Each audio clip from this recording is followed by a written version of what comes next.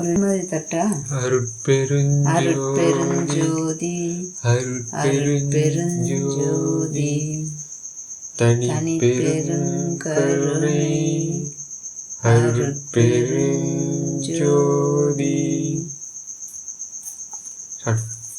குணமுதல் கருவிகள் கூடிய பகுதியில் அனைவுற வகுத்த அருட்பெருஞ்சோதி. இதுவரை நம்ம வெளி அந்த இதெல்லாம் பார்த்துட்டு இருந்தோம். இப்போ வந்து கருவிகள் நம்ம ஏற்கனவே மிஷின்ஸ் எல்லாம் பேசியிருக்கோம்ல. இப்போ எந்தெந்த மாதிரி மிஷின்ஸ் எல்லாம் நம்மளுக்கு வருது இதில் இவர் சொல்றது பார்த்தீங்கன்னா குண முதல்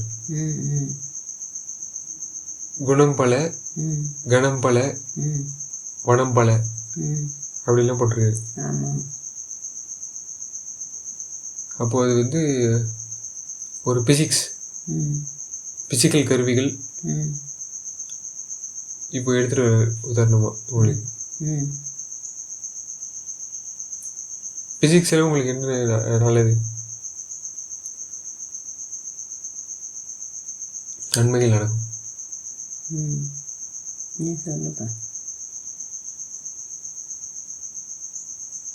இப்போ நம்மளுக்கு வாழ்க்கை வாழ்றதுக்கு நம்மளுக்கு அண்டமும் வேணும் பிண்டமும் வேணும்ல. ஸோ அண்டத்தில் இருக்கிறதுலாம் ஒரு வகையான குணங்கள் கொண்டு இருக்குல்ல. குணம் கணம் அப்புறம் இந்த ஃபிசிக்கல் கேரக்டரிஸ்டிக்ஸ் அப்படிலாம் சொல்லுவாங்கள்ல. அதில் குவான்டிட்டி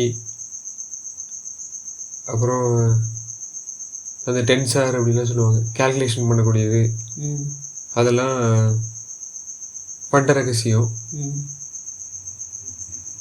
அண்டத்தில் இருக்க பண்ட ரகசியம். அடுத்தது அது மனமுதல் அப்படின்னு இருக்குல்ல, அது ஒரு தனியான குணத்துக்கு பிசிக்கலுக்கு அப்பாற்பட்டிருக்குது.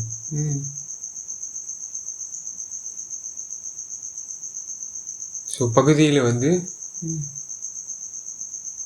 உங்களுக்கு பார்ட்டிகல்ஸ்னு ஏற்கனவே சொல்லியிருக்கீங்களா, ஆட்டம்ஸு, அதெல்லாம் வந்து குணங்களை வச்சு இருக்கக்கூடியல. அண்டங்கள் அணுக்கள் அதெல்லாம் ஒரு இது லெவலில் இருக்குது. அடுத்தது மனம்ன்றது அந்த மிஷின்ஸ் வந்து மண் உயிர் போகுது. மன முதல் கருவிகள் மண் உயிர் வெளியிடை அலமுற வகுத்த அருட்பெருஞ்சோதி. அப்போ ஆட்டம் அணு அப்படின்னு சொல்லப்படுற அந்த லெவல்ஸ் தாண்டி அணுக்களுக்கும் உள்ளார. ஏன்னா மண்ணுன்றது எல்லா மண்ணுக்கும் உயிர் இருக்கா? மண்ணு சடப்பொருளா சித்து பொருளா? மண்ணா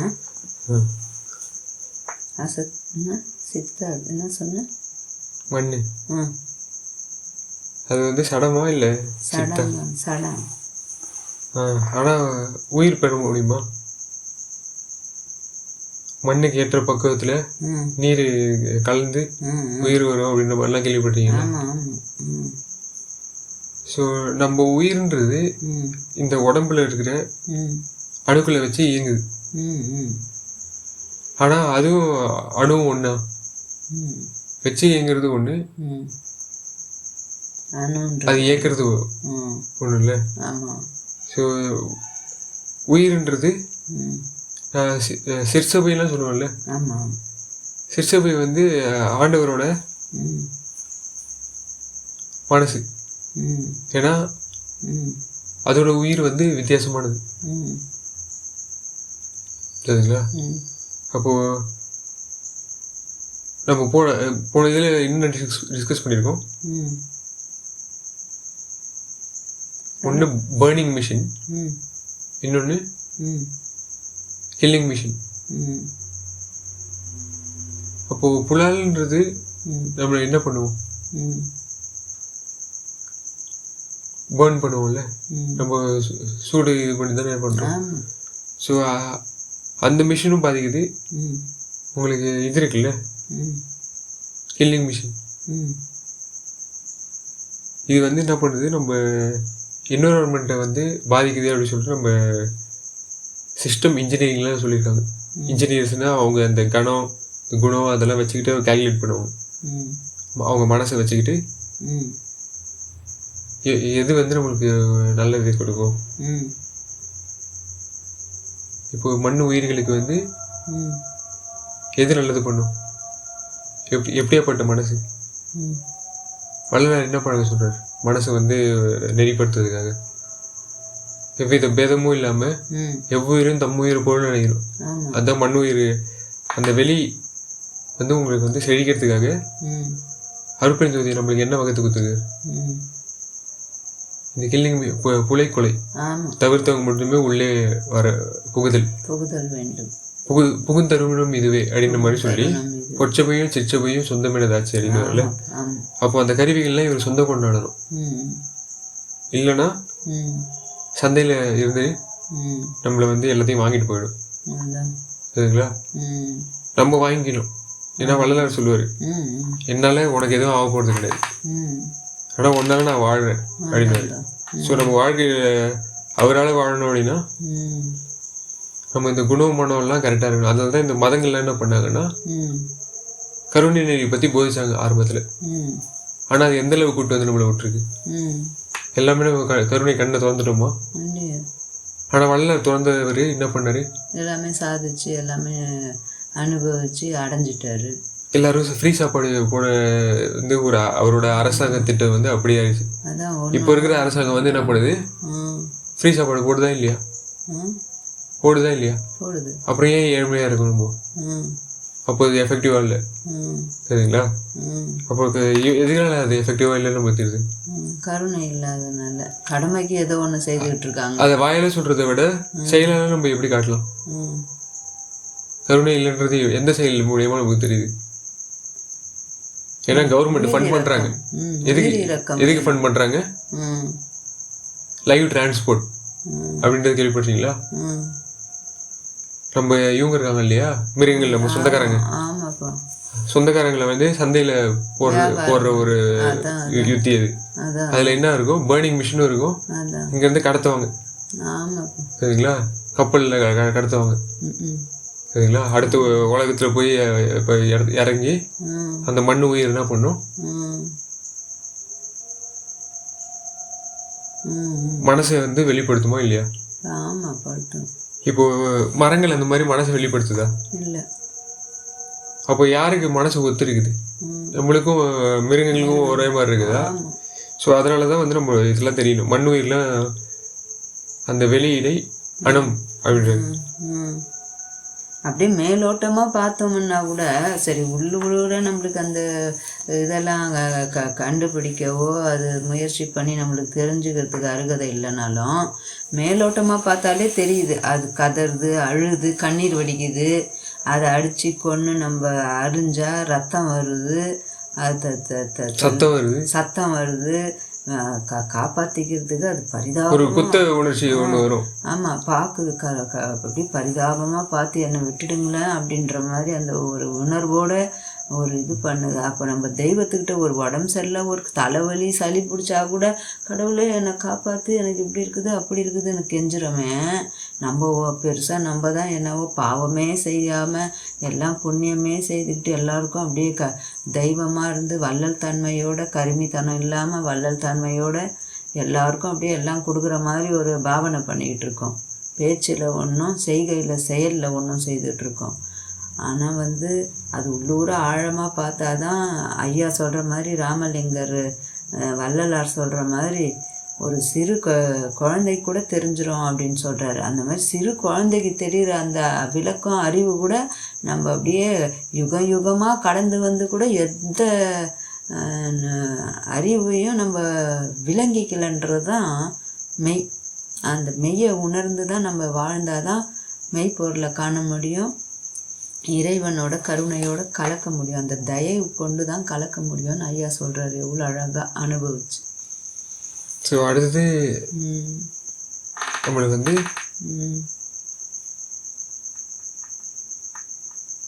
சிஸ்டம்ஸ் வந்து நம்மளுக்கு இப்படி ஒரு சிஸ்டமாக தெரிஞ்சு நம்மளுக்கு வீகனிசம் வழியாக நம்ம ஓரளவு சொல்லிட்டோம் இதுதான் பிரச்சனை அப்படின்ட்டு. சரிங்களா? அப்போ வள்ளலார் அவரோட இதுலேருந்து என்ன சொல்கிறாரு, அந்த கருவிகள் என்ன இருக்கான்னு பார்த்தீங்கன்னா இருக்கு. புகுந்த தருணம்ன்ற மாதிரி காலம், அதுக்கு காலம் வந்து காலாவதி ஆயிட்டாங்க. இது அந்த எக்ஸ்பீரியன்ஸஸும் அந்த எக்ஸ்பெரிமெண்ட்ஸும் அந்த இன்ஜினியரிங்கும் வந்து காலாவதி ஆயிடுச்சு. காலமே முதலிய கருவிகள் கலைவெளி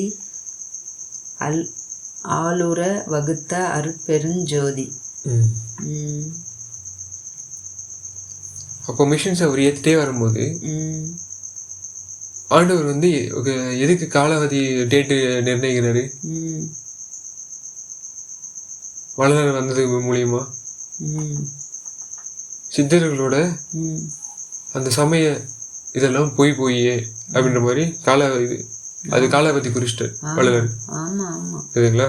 அவர் வள்ளலார் வந்து அவர் அதுக்கு வந்து காலாவதி ஆயிடுச்சு அப்படின்றது குறிக்கிறதுக்காக தான் வந்துச்சு. சரிங்களா? அப்போ வள்ளலார் காலத்தை கடக்கிறது எப்படி, அதாவது மரணமில்லா பெருவாக்கை பற்றி சொல்லியிருப்பாரு. பகர் பிரணவாகார பரிசு அப்படின்னு. அப்போ நம்ம மனசு வந்து எப்படி வந்து குணத்தை வந்து ப்ராக்டிஸ் பண்ணி சொல்றது ஒன்று செயலில் ஒன்று இருக்கக்கூடாது. ஏன்னா நீங்கள் அந்த கிறிஸ்து அதெல்லாம் பார்த்தீங்கன்னு வச்சுக்கோங்களேன், அவங்க கிறிஸ்து வந்து ஒரு வீகனாக வாழ்ந்துருப்பாரா இல்லை அவர் எப்படி கொலை பண்ணுவாரு அப்படின்னு நம்ம கேட்போம். ஏன்னா கருணையை பற்றி போதிச்சவர் எப்படி ஒரு மிருகத்தை கொலை பண்ணுவாரு? ஏன்னா நீங்க சொல்றீங்களே ஒரு கருணையான கொலை ஒன்று இருக்குது அப்படின்ட்டு, அது எப்படி அவரு காட்டியிருப்பாரு அப்படின்றதுக்கு கேட்டாங்கன்னா அதுக்கு ஆன்சர் வராது. இப்போ வள்ளலார் சொல்லுவாருல்ல, கடவுளுக்கு கை கால் அந்த மாதிரி இதெல்லாம் இருக்குதா அப்படின்னா ஆன்சர் கிடையாதுன்னு. ஸோ அந்த மாதிரி எக்ஸ்பெரிமெண்ட் பண்ணல, காலத்தை வந்து கடக்கக்கூடிய எக்ஸ்பெரிமெண்ட்ஸ் தான் உங்களுக்கு பத்தலை இன்னும்.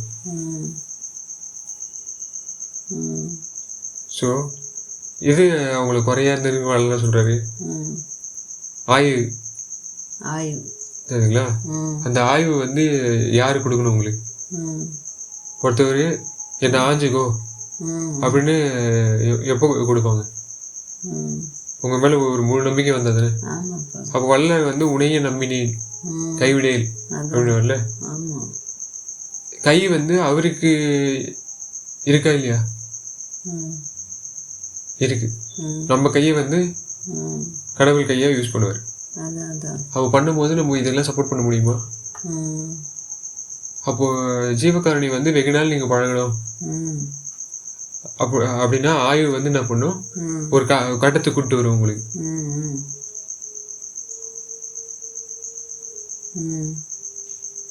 காலத்தை கடக்கிற ஒரு தத்துவத்துக்கு நீங்க உங்களை இம்ப்ரூவ் பண்ணணும். ஸோ அதனால தான் வந்து நம்ம மினிமமாக என்ன பண்ணலாம்னா வீகனிசம் பண்ணலாம். இன்னும் அதிகமாக பண்ணலாம்னா அந்த ஜஸ்டிஸ் கண்டுபிடிச்சிட்டோம்ல, எப்படி காவல் செய்யணும், அறந்தேற அராஜகம். இப்போ தமிழாளுங்கெல்லாம் வந்து என்ன பண்ணுறாங்க, சண்டை போட்டு நிறைய பல காலமாக அவங்க இறந்துருக்காங்க. ஒருத்தவங்க பேதம் பார்த்து அப்படி தானே. உதாரணத்துக்கு சோழன் பாண்டியன் அதெல்லாம் தெரியும்ல, அந்த இதெல்லாம் அழிச்சு 2 பேரும் அழிச்சுக்கிறாங்கல்ல, தேராமண்ணாலாம் பேர் வாங்கியிருக்காங்க. ஸோ இதெல்லாம் வந்து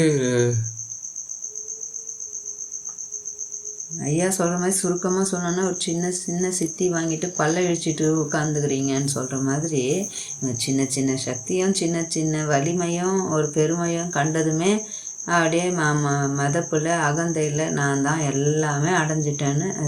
அதே ஒரு பக்கம் பார்த்தா கற்றது கை மண்ணளவு கல்லாதது உலகளவுன்னு சொல்லி வச்சுக்கிட்டாங்க. அப்போ முன்னுக்கு பின்னுக்கு முன் முரண்பாடாகவே நடந்துட்டு வந்திருக்கோம் ஒழிய தீர்க்கமாக இதுதான், இது கடவுள் வழிபாடு இப்படி தான் இருக்கணும், இதுதான் அப்படின்றது இல்லாமல் இப்படியும் சொல்லிக்க வேண்டியது அப்படியும் செய்துக்க வேண்டியது, மனம் போகிற போக்கில் வாழ்ந்து மலத்திலேயே கிடக்கிறோம். இதுதான் இது வரைக்கும் நடந்துட்டு வந்திருக்கு.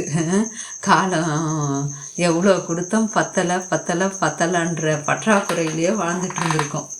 எது செய்தாலும் திருப்தியும் அடையிறதில்ல, மற்றவங்களையும் திருப்தியாக வச்சுக்கிறதில்ல, நாமளும் திருப்தி அடையிறதில்ல.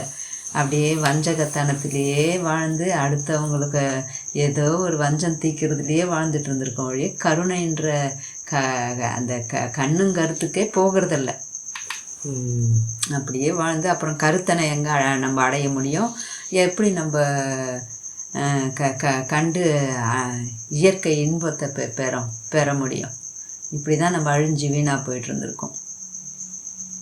ஸோ அதுதான் இவர் வந்து என்ன பண்ணுறாரு, இவரோட ஆய்வில் இவருக்கு எத்தனை காலம் தேவைப்பட்டுச்சு? 51 years. ஆமாப்பா, சின்ன குறுகிய காலம். எனக்கு அப்படி தான் எனக்கு அங்கே மேட்டுக்குப்பத்தில் போய் எனக்கு ஒரு அளவுக்கு அந்த புரிதலோடு நான் கடவுளை அங்கே போகிற நான் காலம் உருவானதும் அங்கே போய் நிற்கும் போது எனக்கு அப்படி தான் அப்படியே மனசெல்லாம் வலிச்சு அப்படியே இந்த ஒரு கண்ணீர் பெருகுச்சு எனக்கு. இவ்வளோ குறுகிய காலத்தில் இவ்வளோ ஆண்டவன் இதெல்லாம் நம்மளுக்கு உணர்த்திட்டு இவ்வளோலாம் சொல்லிட்டு அவ்வளோ சீக்கிரம் ஜோதியாக கலந்துட்டாரே, இன்னும் நம்ம கூட இருந்திருக்கலாமே இவருன்னு அந்த ஆதங்கம் எனக்கு ரொம்ப ஓங்குச்சுப்பா. ஆனாலும் இப்போ இன்னும் தெளிவடைஞ்சிட்டேன். அப்பா அவரு ஒரு நொடியும் அவ்வளோ பதச்சிக்கிட்டு அவ்வளோ துடிச்சு இவங்க பண்ணுற அராஜகத்தையும் கூத்தையும் தாங்க முடியாமல் எல்லாரையும் திருத்தணும், இவங்க நேரில் நம்ம இருந்து இவங்க திருந்தவே மாட்டேன்றாங்க, நம்ம இந்த மாதிரி எல்லாருக்குள்ளேயும் புகுந்து திருத்த வந்துட்டா இருப்பார். இப்போ சின்ன யங்கர் ஜெனரேஷன் எல்லாம் எவ்வளோ ஆர்வமாக எவ்வளோ அறிவுபூர்வமாக, அறிவுன்னா இன்னும் அருளறிவோடு பேசுகிறாங்க. அருளறிவெல்லாம் வச்சுக்கிட்டு இவங்கெல்லாம் மதப்பில் இருந்தவங்களெல்லாம் முறியடிக்கிறாங்க பாரு. எனக்கு ரொம்ப பிடிச்சிருக்கு. எல்லா பசங்களும் இப்போ பேசுகிற பசங்கள்லாம் அவர் புகுந்துக்கிட்டாரு. அவர் புகுந்தது. ஆமாம், அவர் அந்த பொற்சபையும் சிற்சபையும் மாற்றிட்டார். எனக்கு அது ரொம்ப ஆனந்தத்தை தருதுப்பா. கருணை வெளியில் இருக்கிறது நம்மளுக்கு இறக்குமதி பண்ணதால அதான்ப்பா. ஆமாப்பா, நம்ம இந்த காலம் அதில் கை வைக்க ஆரம்பிச்சிட்டோம். ஆமாம். உதாரணத்துக்கு பழுவேறு புகுதுலேருந்து நம்ம என்ன பண்ணிருக்கோம், பல நம்மளுக்கு வந்து இந்த நோய் வந்து போகவே போகாது, சரிங்களா, இந்த பின்னி நம்மளுக்கு மாறவே மாறாது அப்படின்னு சொல்றதெல்லாம் நம்மளுக்கு மைக்ரோபயாலஜி, பயோகெமிஸ்ட்ரி, அப்புறம் அந்த கருவிகள்லாம் இன்க்ரீஸ் ஆகுதுல்ல, இது வந்து என்ன பண்ணுது, அதை எராடிகேட் பண்ணுறது அந்த டிசீஸை. போலியோ அப்படின்றது ஒன்று வருது அப்படின்னு கண்டுபிடிச்சி அதுக்கு வந்து நம்ம என்ன பண்ணிட்டோம், நம்மளை மரணத்துக்கு எடுத்துகிட்டு வந்து அதுக்கு மரணத்தை கொடுத்துட்டோம். அது இனிமேட்டு வராத மாதிரி போலியோலாம் இப்போ நிறைய அட்டாக் ஆகுதுல்ல, அதே மாதிரி HIV கண்டுபிடிச்சிருக்கோம், கேன்சர்ஸில் இதில் போட்டிருக்கோம். ஸோ அதுக்கெல்லாம் இப்போ வந்து அதுலேருந்து வந்து நம்மளுக்கு எதுவுமே வந்துடக்கூடாது. காலத்துலேருந்து நம்மளுக்கு எந்த இதுவும் ஸ்பேஸு டைம் அப்படிலாம் சொல்லுவோம்ல, அந்த டைம்லேருந்து நம்மளுக்கு எந்த ஆபத்தும் வந்துடக்கூடாது அப்படின்னு ஆபத்தை நீக்கி உள் தீபத்தை அவ புகுந்துட்டாருன்னா அவர் வந்து என்ன பண்ணுவார், நம்மளுக்கு ஃபியூவலு, ஃபயரு, ஹீட்டு அப்படின்னு சொல்கிறது அந்த கெப்பாசிட்டிலாம் நம்மளுக்கு இன்க்ரீஸ் பண்ணி விட்டுருவாரு. ஆமாம், இப்போ அதான் அவர் சொல்கிற வர்றது, உள் தீபத்தை ஏற்றி எல்லாமே எல்லா இடமும் மேட்டுக்குப்பமாக விழுது வரணும், உலகமே எல்லா அண்ட சராச்சரமும் எல்லாமே அப்படி ஒளி மேலேருந்து எல்லாமே மலம் இல்லாமல் ஆக்கணும்னு அவர் சொல்கிறாரு. இவங்க மறுபடியும் அங்கே சடங்கு சம்பிரதாயம் கொண்டுட்டு வந்து புகுந்துக்கிட்டு இது வெட்ட வெளி கொட்டை வெளி, இங்கே வந்து இந்த தீபத்தை பார்க்குறதுக்கு உலகமே தரலாம், அப்போ வந்து இது இடம் பத்தாதுன்னு மறுபடியும் முட்டாள்தன பேச்சு தான். அந்த ஒரு வடலூரில் ஒரு ஏரியா வந்தாங்க நின்னாலே அது வந்து பத்தாது அந்த இடத்துல. இவங்க மறுபடியும் முட்டாள்தனமாக தான் எல்லாம் வந்து நின்று பார்க்கும்போது ஜோதி தெரியணுன்னா உலகமே அங்கே வந்து நின்றுட முடியுமா, உலகமே அங்கே வந்து பார்த்துட முடியுமா அந்த ஜோதியை? உள்ளூர இருக்கிற ஜோதியை ஏற்றி உலகமே திருந்தணும், உலகமே மேட்டுக்குப்பமாகணும், மேடையாக மாறணும், எல்லாம் பரிசு பெறும் மேடையாக மாறணுன்றது தான் அவருடைய கருத்து. அந்த கருத்தை கூட தெரிஞ்சுக்காமல் இன்னும் சடங்குலேயும் சமுதாயத்துலேயும் இன்னும் இந்த அறியாமையிலே இருக்காங்க. அறிவு விளக்கம் எங்கே வந்திருக்கு? இவ்வளோ எல்லாமே பேசிக்கிறோம், எல்லாம் சொல்லிக்கிறோம், லாஸ்ட்டாக போயிட்டு குழியில் இறங்கி கட்டடம் கட்ட விடாமல், எந்த ஒரு நல்லதும் செய்ய விடாமல் எல்லாத்துக்கும் தடை பண்ணிக்கிட்டே தான் இருக்கும். நம்மளுக்கு நாமளே விலங்கு பூட்டிக்கிறோம். ஸோ இந்த கலைவெளி, கலைநிறை கணபதி சரணம் அப்படின்னு சொல்லிட்டு ஒரு இந்த காலத்தில் நமக்கு வந்து வள்ளலார் சொல்லியிருந்தாலும் அவரோட கடைசி காலம் சொல்ல முடியாது. அருட்பெருஞ்சோதியோட ஆண்டவரோட அந்த காலம் ஆரம்பித்த உடனே அவர் உடம்புல அவர் என்ன பண்ணுறாரு, என்ன வேணால் வெட்டிக்கோங்க, இந்த மிருகங்களை விட்டுருங்க அப்படின்னு சொல்கிற அளவுக்கு போயிட்டாரு. அப்படி தானே? தெரியலையப்பா. அந்த அளவுக்கு எனக்கு எங்கே அறிவு இருக்குன்னா, அதெல்லாம் அவ்வளோ படிச்சிருக்கேன்னா என்ன, எனக்கு கருத்தை மட்டும் எடுத்துக்கிட்டு எனக்கு ஆனந்தமாக இருக்குது. ஐயா சொல்ல வர்ற அந்த என்ன சொல்ல வர்றாருன்ற அந்த தாத்பரியமாக என்ன சொல்லுவாங்க, அந்த இதெல்லாம் எனக்கு நல்லா விளங்குது. எனக்கு அறிவு விளங்குறதுக்கு எனக்கு ஆண்டவன் அருள் செய்திருக்காரு. அதான் எனக்கு தெரியுது. அவர் அந்த அளவுக்கு அவர் ஆய்வு வந்து அந்த அறிவை ஏறி கருணை வந்து அந்த அளவுக்கு முற்றி இருக்கு. சரிங்களா? என்ன வேணா நீங்க எடுத்துக்கோங்க, அவங்கள விட்டுருங்க அப்படின்ற அந்த அப்போ அந்த அளவுக்கு ஆபத்தை வந்து நீக்கிட்டாரு. எது வந்து எதையும் ஆபத்தாவே தெரியல அவரு. சரிங்களா? ஸோ அதுதான் வந்து ஹையர்ல அடுத்த கருவிகள் செட்டும் இருக்குது. துரிசு அரு கருவிகள் சுத்த நல்வெளியிடை அரசுர வகுத்த அருட்பெருஞ்சோதி. இந்த கருவிகள் இது என்ன பண்ணுது, இந்த இன்ஜினியரிங் ஆண்டவரோட இன்ஜினியரிங் பத்தி சொல்ல வருது. இதெல்லாம் சரிங்களா? நம்ம பண்ற இன்ஜினியரிங் ஒன்று இருக்குது, நம்ம சிறுத்தை கொண்டு பண்றது. ஆண்டவர் பண்ற இன்ஜினியரிங் வந்து பெருது, அதாவது அருள் அப்படின்னு சொல்லப்படுறது. சரிங்களா? அதான் துரிசு அருக்கருவிகள் சுத்த பிரணவ ஞானம். சரிங்களா? இவ மனிதர்களுக்கு வந்து குணம் வனம் கணம் மனம் இந்திரியம் அந்த இதெல்லாம் வருதுல்ல, கரண இந்திரியங்கள், அது தாண்டின உயிர் காலம், அதாவது தத்துவங்கள்லாம் உங்களுக்கு தெரியும்ல, சிவ தத்துவம், வித்யா தத்துவம், கால தத்துவம் அப்படின்லாம் சொல்லுவாங்க. ஸோ உங்களுக்கு ஞானம், இந்த பிரணவம், பிராணிகளும் வந்து நம்மள ஒரே பேதபாவனம் இல்லாமல் பண்ணோம்னா பிரணவம் வந்து நம்மளுக்கு இன்க்ரீஸ் ஆகுதுன்னு உங்களுக்கு தெரியுது. சரிங்களா? இப்போ சுத்தம் வள்ளலார் வந்து சுத்தனே அப்படின்றது ஒரு பெரிய கிரேடாக சொல்லுவார். சுத்த சிவம்ன்றதே வந்து இதெல்லாம் மாறுறதால இந்த சிவம் வந்து சுத்தமாக ஒரு லெவலுக்கு வருது. ஸோ அந்த கருவிகள் கொண்ட ஒரு ஒரு ஒரு வெளி. சரிங்களா? ஆண்டவரோட வெளி வந்து பெருஞ்சுக வெளி அப்படின்னும் போது எந்த அளவுக்கு வந்து இது துரிசு நீக்கும். தன்னோட தொழில் 3ஆம் தொழில் இது. சரிங்களா? 3ஆம் தொழில் வந்து அந்த சுத்தத்துல இருந்து மேம்பட்டுருக்கு. சுத்தத்துல எப்படின்னா பேர் ஒன்றா இருக்கும், அவங்கள வந்து அழித்தல் அப்படின்றத யூஸ் பண்ணுவாங்க. ஆனா அவங்களோட அழித்தல் எதுல இருக்குது, நம்ம சொந்தக்காரங்களை அழிக்கக்கூடிய லெவல்ஸ்ல வந்துருக்கு. உதாரணத்துக்கு குகைக்கு அந்த மாதிரிலாம் போனீங்கன்னா உங்க சொந்தக்காரத்துல இருந்து நீங்க வந்து வெளியே போயிடுவீங்கல்ல, அப்படிதானே? இப்போ சொசைட்டி வந்து நம்ம சொந்த பந்தம் கொண்டாடணும் அப்படின்ற மாதிரி ஒரு இயக்கத்துல இருக்கு. ஆனா நீங்க காட்டுக்கு வந்துட்டீங்கன்னா சொந்த பந்தத்தை கொண்டாட முடியுமா? அப்போ சகஜ பழக்கம்ன்றது உங்களுக்கு சொந்த பந்தத்தோட தான் இருக்கிற மாதிரி இருக்கு. சரிங்களா? அது லெவல்ஸ்ல இருந்தே உங்களுக்கு வந்து துரிசா எடுத்துக்கணும். அப்போதான் வந்து அந்த ப்ராக்டிஸ் இன்னும் கொஞ்சம் சக்ஸஸாக இருக்கும். அப்போதான் நம்மளுக்கு அது ஒரு பெரிய பாடமாக அமையுது இல்லை? இப்போ ஸ்கூலில் மட்டும் எந்த ஸ்கூல் பேர் போன ஸ்கூலு, எந்த டீச்சர் நல்லா கற்றுக் கொடுக்குற டீச்சர், அங்கே தான் படிக்கணும்ன்ட்டு லட்சக்கணக்கில் கோடிக்கணக்கில் கொட்டி சேர்க்குறாங்களே. இந்த சாகா கல்வியை கற்றுக்கிறதுக்கு இந்த ஐயா சொல்கிற மாதிரி இந்த சிறு தெய்வ வழிபாடு சிறுநெறியெல்லாம் விட்டுடுங்க, பெருநெறியை கொண்டாடுங்க. பெருநெறியை கொண்டாடுறதுனா என்ன, அதை கொண்டு நம்ம உய்ய முடியும். எல்லாத்தையும் நம்ம அதில் மெய்ய அறிஞ்சு நம்ம எல்லாருக்கும் இன்பம் கொடுத்து நம்மளும் இன்பமாக வாழலாம். இயற்கை இன்பமாக, இயற்கை என்னப்பா உண்மை சத்தியத்தை தெரிஞ்சுக்குங்கன்னு அப்படி கூவி கூவி சொல்லி அவ்வளோ எளிமையாக நம்மளுக்கு கொடுக்குறாரு. ஆனால் நம்ம என்ன பண்ணுறோம், இயற்கைன்றது எதை வச்சு நம்மளுக்கு காட்டுறோம். சிங்கம் வந்து மானை அடிச்சு சாப்பிடுது, இந்த இயற்கை தானே, அப்படின்ற மாதிரி அடிச்சு சாப்பிடுறது வந்து நம்ம இயற்கை ஆகிட்டோம். அதனால இந்த பராபர வெளி வந்து நம்மளுக்கு வந்து இது எப்படி பண்ணுது, வேடர்களை வந்து நம்மளை காட்டி விட்டுச்சு நம்ம. சரிங்களா? ஆனா வள்ளலார் பழைய இது என்ன சொல்றாரு, சகோதர தன்மையான்னு சொல்றாரு. நம்ம பழைய சகோதர உரிமை. சரிங்களா? அப்போ சகோதர உரிமை வந்து பழசையா இருக்குது, அதான் இயற்கை. எது வந்து ரொம்ப பழசோ அதுதான் இயற்கை. சரிங்களா? புதியது பழையது அப்படின்னு சொல்லிட்டு அது எது எல்லாமே அது இதுவாக இருக்கும். சரிங்களா?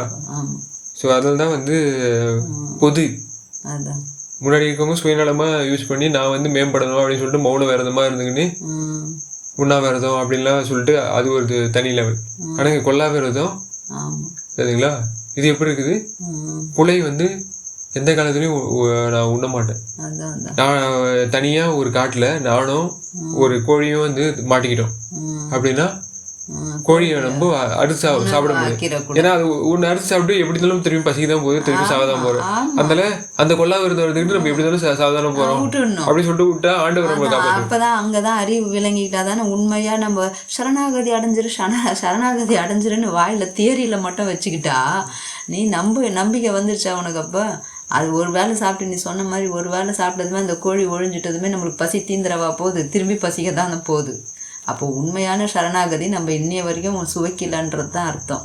சுவைக்காமல் சும்மா மேலுக்கு ஒப்புக்கு சப்பானியாக ஏதோ ஒரு சப்பை கட்டி ஏதோ ஒன்றுல மலத்துலேயே கடந்துக்கிட்டு இதை செய்து அது செய்துடலாம். பொண்ணை வைக்கிற இடத்துல பூவை வைக்கிற இடத்துல பொண்ணை வைன்னு மாற்றி இப்படியும் அப்படியும் புரட்டி போட்டுக்கிட்டே உட்காந்துட்டு கிடக்குறோம் ஒழிய உண்மை இன்னதுன்னு தெரிஞ்சுக்காம தான் இருக்கோம். ஆரம்பத்தில் நம்ம ஃபுல்லாக ரெசிஸ்டன்ஸாக இருப்போம். இதோட நெறிய வந்து உள்ளர பறவோட மாதிரி இருக்கும். ஆனா ஒரு தடவை அது புகுந்துச்சுன்னு வச்சுக்கோங்களேன், அதோட படவரது வந்து யாராலையும் தடுக்க முடியும். ஏன்னா தடை ஒன்று இல்ல தலைவன். ஏன்னா துரிசரு அந்த கருவிகள் வந்து என்ன பண்ணும், எல்லா இது கஷ்டங்களையும் வந்து அதை தீர்த்துரும். சரிங்களா? அதனால்தான் ஆண்டவர் வந்து வளராரு அவ்வளவு தைரியமா சொல்ல வைப்பாரு. துணிந்து வந்த வேதாந்த அந்த அந்த வேதாந்தம் என்ன பண்ணுது, துணிந்து வந்து உங்களுக்கு எல்லாத்தையும் வந்து அடிச்சு இது பண்ணுது. கரெக்டான உண்மை எல்லாரையும் அடிச்சு காலி பண்ணல, ஆனா உங்களுக்கு காலம் கிடையாது அப்படின்னு சொல்லி திருத்த பார்க்கும். சத்தியத்தை சொல்ல எந்த ஒரு தடையும் இல்லைன்னு சொல்றாங்கல்ல, அந்த மாதிரி. அதனாலதான் நிறைய பேர் மாறிட்டாங்க. சரிங்களா? ஏன்னா அந்த அளவுக்கு வந்து உங்களுக்கு இது பண்றாங்கல்ல, கடவுளோட அருள் நம்மளுக்கு கிடைக்க ஆரம்பிச்சிருச்சு. ஆமா, துன்பத்தை கொடுக்காம சத்தியத்தை அடிச்சு பேசி அதை சாதிச்சு அதுல நின்று நம்ம ஓங்கிறது எவ்வளோ பெரிய சிறப்பு. அது வந்து எவ்வளோ எளிமையாக செய்து காமிச்சு அவர் அடைஞ்சிருக்காரு. அது நம்ம தொடும் போதே நம்மளுக்கு அந்த சுவை நல்லாவே தெரியுது. உண்ண கூட தேவையில்லை, உண்ணத்துக்கு முன்னவே அவ்வளோ நல்லா இருக்க உண்ணும் போது அவர் உண்டு எல்லாமே அனுபவிச்சு நல்லா அந்த சத்தை பெற்றிருக்காருன்னா இதெல்லாம் எங்கேயும் காப்பி அடிக்க முடியாது. அவர் 9 வயசுலேயே எல்லாமே சொல்லிட்டாரு சுருக்கமாக. அப்புறம் அதெல்லாம் நீட்டிச்சு அழகாக எல்லாருக்கும் புரிகிற அளவுக்கு எடுத்து சொல்லி, ஏன்னா எவ்வளோ இவங்களுக்கு புரிய வச்சாலும் இவங்க கொஸ்டின் மேலே கொஸ்டின் கேட்டு அப்படியே பெருசாக இவங்க தான் எல்லாமே அடைஞ்சு எல்லாமே இன்றைக்கி அவங்க தான் எல்லாமே பண்ணிகிட்ருக்கிற மாதிரி ஒரு பாவனை பண்ணிவிடுவோம். அதே அந்த பாவனைலாம் பண்ணிக்கிட்டு இருக்கிறவங்களுக்கு இது புரிஞ்சுக்குங்கன்னு அதுக்கப்புறம் தான் இவ்வளோ விளக்கம் இத்தனை திருமுறை கொடுக்குறாரு ஒழிய அவர் சின்ன ஒரே பாடத்தில் அடக்கி கொடுத்துட்டாரு எல்லாமே. ஆனால் இங்கே வந்து இவர் வந்து காப்பி அடித்தாரா, திருமூலரை பற்றி எடுத்தாரா, அங்கே இதை பார்த்தாரா, அதை அங்கேருந்து உறிஞ்சாரா, இது மொத அங்கே தான் கண்டுபிடிச்சாரான்றாங்க. இதெல்லாம் எனக்கு நிஜமாக இதிலெல்லாம் எனக்கு ஈடுபாடே இல்லை. அவர் கரெக்டாக எடுத்து கொடுத்து 9 வயசுலேயே மதத்தை விட்டு பேய் ஆட்டத்தை ஒழுங்கன்னு போது எங்கேருந்து இதெல்லாம் காப்பி அடித்தார்? அவர் போய் நூலை படிச்சுட்டு வந்தா அடித்தார் இதெல்லாம் காப்பி? ஏன்பா அவர் நூலை படிச்சாரு, ஆனா அதுல இருக்க துரிசெல்லாம் நீக்கினார். சரிங்களா? ஏன்னா அந்த துரிசை நீக்கிற பக்குவத்தை யார் கொடுத்தாங்க? அருட்பெருஞ்சோதி ஆண்டவர் கொடுத்தாரு. அதனாலதான் அவர் வந்து அரசு மாறினதால நம்மளுக்கு துரிசை நீங்கிடுச்சு. அதனாலதான் நம்மளுக்கு வந்து என்ன பண்ணுது, நிறைய பேர் புரிஞ்சு. அதான்ப்பா நூலை படித்தாரு எல்லாம் கொடுத்தாரு. அது வந்து ஒரு டெமோ மாதிரி. இவங்க காமிச்ச டெமோவுக்கும் அவர் காமிக்கிற டெமோவுக்கும் எவ்வளோ வித்தியாசம் இருக்குது. அப்புறம் நூலை வந்து சொல்லி நம்மளுக்கு எடுத்து உரைக்கிறதுக்கு நம்மளும் அது மாதிரி தான் ஞான மருந்து அப்படின்னு நம்ம படிக்கிறோம். இது கோவிந்தா அப்படின்னு சொல்லி போடுற அவங்க மருந்தை கொண்டாடுற அந்த இதை வந்து இங்கே வளர வந்து அருட்பெருஞ்சோதி மருந்து அப்படின்னு சொல்லிட்டு இந்த மருந்து வந்து எப்படி மாறுது, இம்சை இல்லை இன்பமான மருந்து. அது எதுக்கு இதை சொல்ல வந்தேன்னா, நான் ஓதாமல் உணர்ந்து அந்த மாதிரி அவரு அப்பயே எந்த பாட கல்வி எந்த ஸ்கூலுக்கும் போகாமலே அவரு எல்லாத்தையும் சொல்லிட்டாரு. அதுக்கப்புறம் நம்ம விளங்கிக்கிறதுக்கு அவர் எல்லாமே எல்லாம் சொல்லல. நம்ம அந்த மாதிரி சொல்றது வந்து துரிசு அப்படின்னு சொல்லலாம். எல்லாமே சொல்லிட்டாரு அப்படின்னு சொல்லும் போது நம்ம துரிசோட கலந்து சொல்றோம். சரிங்களா? அவர் எல்லாமே சொல்லல. ஏன்னா அருட்பெருஞ்சோதின்றத வந்து எங்க சொல்றாரு அவரு, 6ஆம் திருமுறை வச்சுட்டாரு. அப்போ எல்லாமே சொல்லிட்டாரு அப்படின்ற போது நம்ம என்ன பண்ணிட்டோம், நம்மளோட துரிசு அறிவு இன்னும் வந்து அது பக்குவப்படையில. சரிங்களா? எல்லாமே சொல்லல அப்படின்னு அந்த ஸ்டான்ஸுக்கு இன்னும் வரல. அப்போ எப்போ வந்தாரு அப்படின்னு நம்ம தெரிஞ்சா மட்டும்தான் எல்லாமே சொல்லிட்டாரு அப்படின்னு சொல்றத நம்ம எடுத்தோம். சரிங்களா? அவர் வந்தது வீகனிசமும் அல்லலிசமும் அவருக்குள்ள பூர்ணமாக நடந்துச்சு. ஆமாம். சரிங்களா? அப்போதான் வந்து அவர் என்ன பண்ணிட்டாரு, அருட்பெரும் ஜோதி ஏற்றுறாரு. அதுக்கு முன்னாடி வந்து இன்னும் ஆகலை. அப்போ எல்லாமே சொல்லலை. சரிங்களா? எல்லாம் சொன்னது எப்போ? 6ஆம் திருமுறையில். அது எப்போ வந்து 71 வயசு. அதாவது 71 இங்கே 71 இருக்கும்போது அவருக்கு எத்தனை வயசு இருந்திருக்கும்? 47 வயசு இருக்கும். 47 வயசுக்கு மேலே தான் அவருக்கு தெரியுது. ஏன்னா 9 வயசு 9லேருந்து 47 எவ்வளோ தூரம்? என்னென்ன பருவம்லாம் கிடக்குது. ஆமாம், எல்லா பருவமும் கிடக்குது. அப்போ அந்த பருவத்தில் தான் அவருக்கு தெரியுது அருட்பெரும் ஜோதி தான் வந்து மெய்யே மெய்யாகி அப்படின்றது. அப்போ பொய்ன்னு ஒன்று இருக்குது, பொய் மெய்யின்னு ஒன்று இருக்குது, மெய்யே பொய்ன்னு ஒன்று இருக்குது, மெய்யின்னு ஒன்று இருக்குது. இது 4 லெவல்ஸில் இருக்குது. சரிங்களா? பக்குவப்பட்ட ஆண் மக்கள் இப்படி விரிஞ்சிருக்கும். அதில் மெய்யே மெய்யாகி அப்படின்றது இவ்வளோ துரிசை கடந்திருக்கும். அப்போ வள்ளலார் அவர் சின்ன வயசுல நூல்கள் பல படிச்சிருக்காரு, சங்க நூல்கள்லாம் பார்த்துருக்காரு. சரிங்களா? அதில் சங்க நூலில் அவரோட மாணாக்கர் வந்து அதை எடுத்துகிட்டு வந்து அவர் பொய்யா எழுதிருக்கும் போது அவருக்கு அழகாக தெரியுது, இப்படி இவ்வளோ இது பொய் இது துரிசு இருக்காது சங்கத்தமிழில். அப்போ சங்கத்தமிழில் வந்து நீக்கிற அளவுக்கு அவருக்கு பக்குவம் அந்த லெவலில் இருந்திருக்குன்னா, அவர் எந்த அளவுக்கு வந்து அவர் காலத்தை கடந்து போய் அங்கிருந்து உங்களுக்கு சுத்த நல்வெளி. சரிங்களா? பல்வெளிகள் நம்மளுக்கு வந்து சொன்னாலும் அதில் நல்வெளி எதுன்னு கண்டுபிடிக்கணும். சரிங்களா? நல்வெளியை கண்டுபிடிச்சதால தான் அவர் என்ன பண்ணிட்டாரு, அரசு வந்து நம்ம கவர்மெண்ட் மாறி போச்சு அப்படி சொன்னதால தான், இந்த கவர்மெண்டோட வாசனை வந்ததால தான் பழைய மலை வாசனையை நம்மளால நீக்க முடிஞ்சு. சரிங்களா? பழைய மலை என்னென்ன வந்திருக்கு, நம்மளுக்கு கடின சந்துக்கெல்லாம் மாற்றக்கூடிய பக்குவம் தான் நம்மளுக்கு கிடச்சிது. ஆண்டவர் நம்மளை வந்து தலைகீழ நின்னாலும் ஆணியில் நின்னா சாணியை சுட்டு பூசிக்கினா இந்த மாதிரிலாம் பண்ணால் ஆண்டவரோட அரசு நம்மளுக்கு கிடைச்சிருச்சு, அவரோட அரசாங்க ஆள் அப்படின்னு நம்ம சொல்லிக்கலாம் அப்படின்னு நம்ம நினச்சிட்டோம். ஆனால் அது கிடையாது. சுத்த சன்மார்க்கத்தை நானே நடத்துகின்றேன் அப்படின்னா சுத்த நல்வெளி துரிசை வந்து அறக்கூடிய அந்த கெப்பாசிட்டி, அந்த தொழிலை நீ பண்ணு, உனக்கு அந்த தகுதி வந்துருச்சு அப்படின்னு சொல்லிட்டு நியமிச்சதால தான் அவருக்கு தெரியுது அரசு யாரு அப்படின்ட்டு, அவர் எந்த அரசாங்கம் அப்படின்னு தெரியுது. அடுத்தது அதான் அரசுர வகுத்த அருட்பெருஞ்சோதி இது படிச்சிருமா? அடுத்தது அப்புறம் இவ்வெளி எல்லாம் இளங்க அண்டங்கள் அவ்வையின் அமைத்த அருட்பெருஞ்சோதி.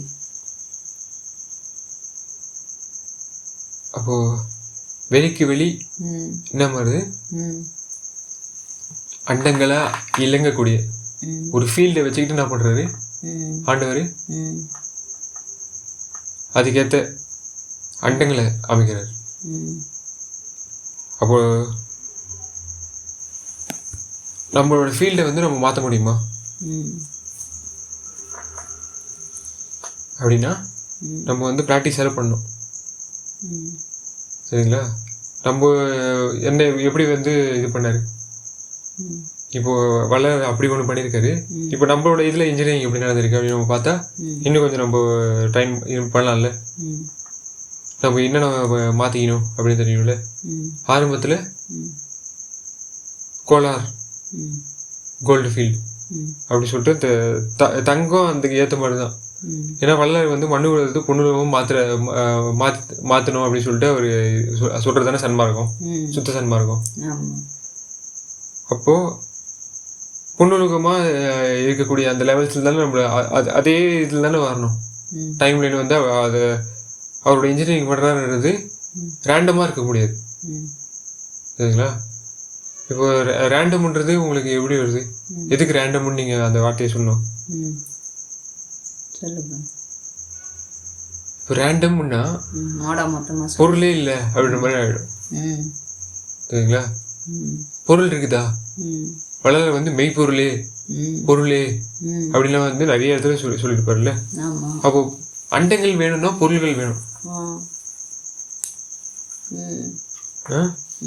அப்போ பொற்சபை வந்து எப்படி அது கூட கனெக்ட் ஆகுதுன்னு சொல்றாரு. இலங்க பொருள்களே வந்து உங்களுக்கு இந்த அதில் தான் கோல்டுன்ற போது சொர்ணா சொன்ன நல்வெளி அப்படின்ற மாதிரி சொல்லுவாங்கல்ல. எல்லாம் இலங்க அண்டங்கள் அவ்வைன்னு அமைத்த.